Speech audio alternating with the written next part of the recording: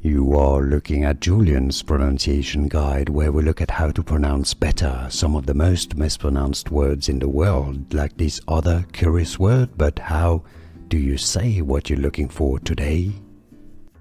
Let's learn how to pronounce the name of this city in Pennsylvania. If you want to learn more names that are confusing from the US, make sure to stay tuned. And yes, I know what you must be saying to yourself. This has got to be reading, right? Just like the verb to read, reading.